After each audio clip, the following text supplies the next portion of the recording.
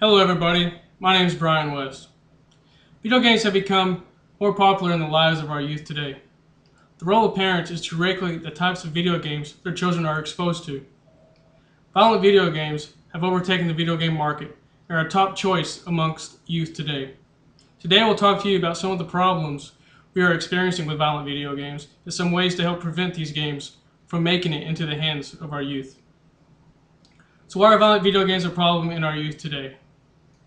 Well, according to a psychological and personality of science research, aggression can last as long as 24 hours after a violent video game has been played by a minor or a kid. Kids are acting the game out even after the game is over. This is instilling violent acts into the kids. Kids think it is okay because they saw it done on the video game. With school violence is more prevalent than ever, research suggests that there may have been a link between violent video games and school violence. While mature rated video games are also being sold to minors. All games given a rating by Entertainment Software Rating Board. According to a Secret Shopper survey, 42% of children were able to buy violent video games without the presence of a parent or guardian. The game has been made too easily available to our minors. Some parents do not even know these types of games exist. So what is it? Kids are exposed to the violent acts at a young age. Kids are highly impressionable, as we all know. Mostly kids between the grades of 4th and 8th grade really prefer to play violent video games. Kids are carrying violent thoughts with them to school, acting on them once they get to school. Most importantly, they're putting themselves in danger and everybody else around them in danger. So how can we help keep these violent video games out of the hands of our youth? We can first start by making them not available to them.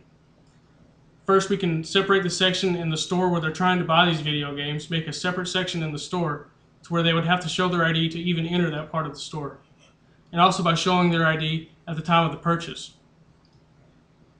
At this time, they should reject any purchase, even if they have a parent or guardian present with them, if it is a mature or adult-rated video game. So minors can't buy alcohol with their parents. Why should they be able to buy a violent video game with their parents? Also, the penalty for selling a game to a minor should be enforced as well, held to the same standards as trying to sell to a minor with alcohol. The seller should be banned from the store that sells the video games if he is caught selling a minor a violent video game, or the seller should be banned from buying any type of video games as well.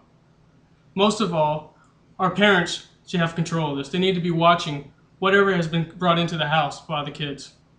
The parent should always be present when purchasing any type of video game, and the parent should be aware of the game content and understand the rating system of the games. Parents should be up to date with the current video games, and most of all, the parents should know just what type of video games their kids are into. So as adults, we need to help prevent violent video games from falling into the hands of our youth. Hopefully, by better understanding what a child takes from these games, we can prevent some of the violent actions among our youth.